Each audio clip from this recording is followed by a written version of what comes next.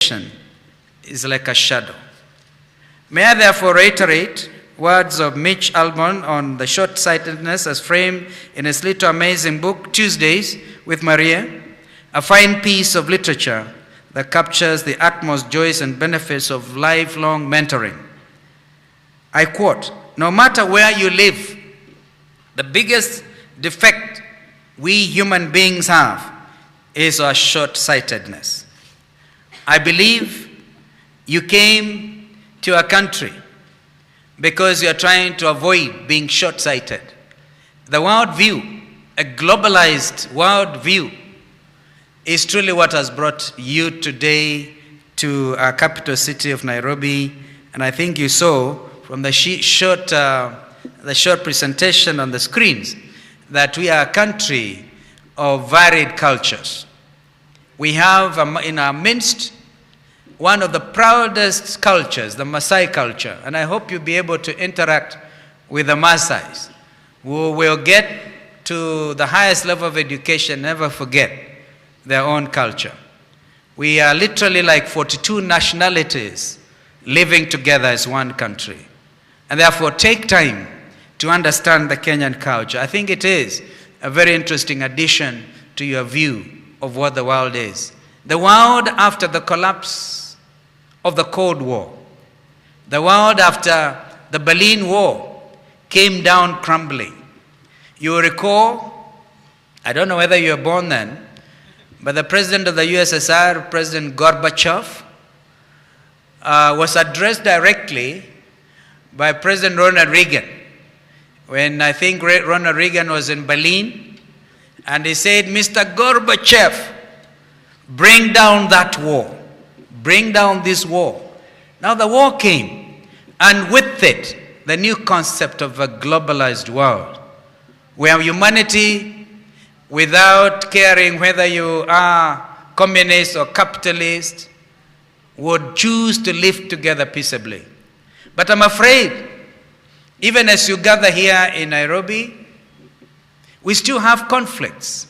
We had hoped, in fact, with the collapse of the Cold War, that the world was going to reap what others referred to as the peace dividend.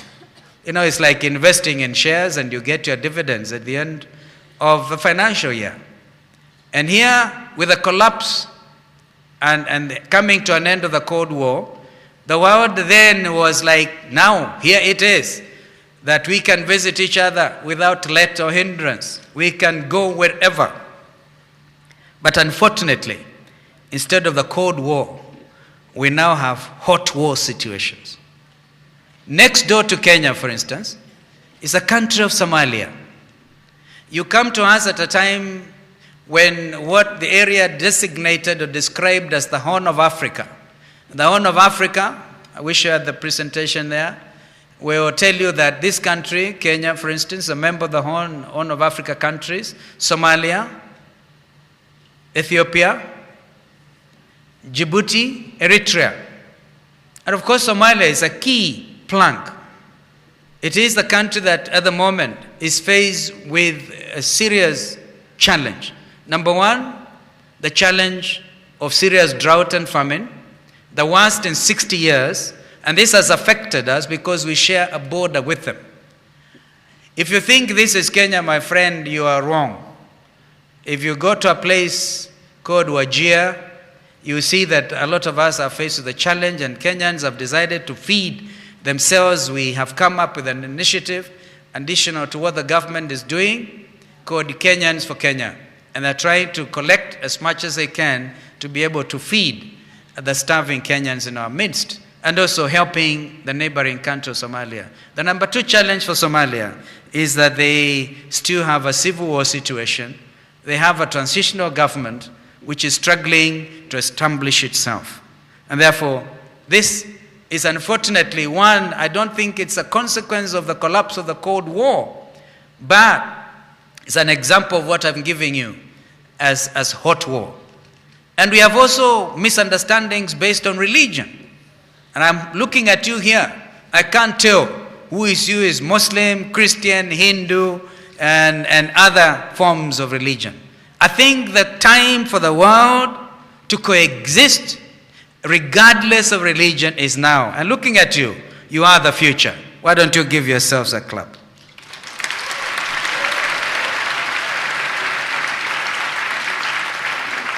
If you overcome, my friends, if you overcome some of these challenges that bedevil our times, we will have a safer world. We will also have to, I think as you leave Nairobi, I did start by saying we're enjoying some strange weather. It's all a result of climate change reality. And I'm sure that all of us can go back to our countries, 110 of them, and tell them, after Kyoto Protocol comes to an end, we would want the world to agree in Durban, in South Africa, on what to do about the challenge of global warming, the challenge of climate change. It is a reality. And because of the future belongs more to you than to me at mid-age. You see, you're a bigger shareholder than I am. And therefore, as I conclude, ladies and gentlemen, let me take this opportunity to more sincerely thank corporate organizations as well as individuals for the generous contribution to our supporting this Congress. And I can tell you, all of us as a government are behind this initiative. And we want you to enjoy every aspect of it while you are here with us. I believe we can fully empower young people to use their potential as we continuously do in our own small way, contribute towards youth development. It's a very young country that you're visiting. Over 65% of Kenyans today are aged below the year 35. Amazing, amazing, very young. So you are literally visiting your peers. It is through such empowerment that we can hope to realize such grand dreams as those envisioned in Kenya's Vision 2030 that aims at transforming Kenya into a middle-income industrialized economy in the next 20 or so years. It is your age set that will eventually drive the visionary agenda for a transformed world. That is precisely how the theme of this Congress fits within the Kenyan context. May I once more say to our visitors, karibuni sana, Kenya. Please ensure that you sample our country's beautiful scenery before you return to your respective countries.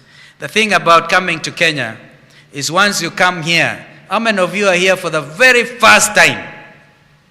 Wow, it's like 80%.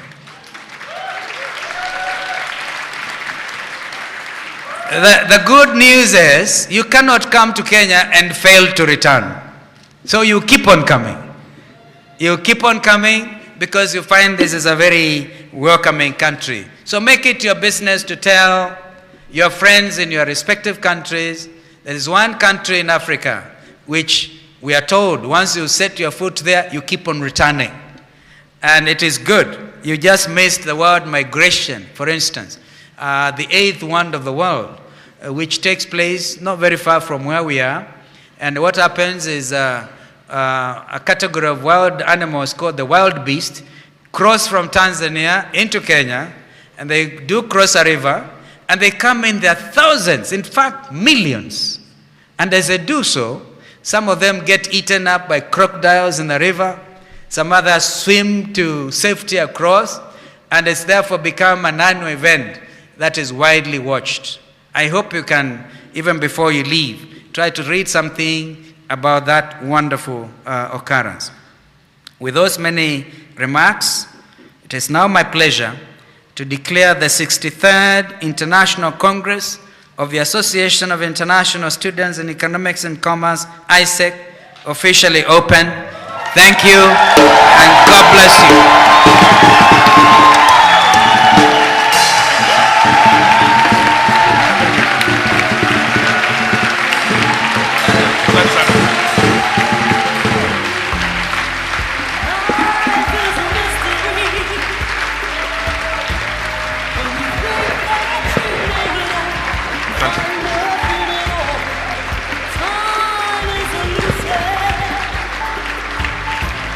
When you think that you matter.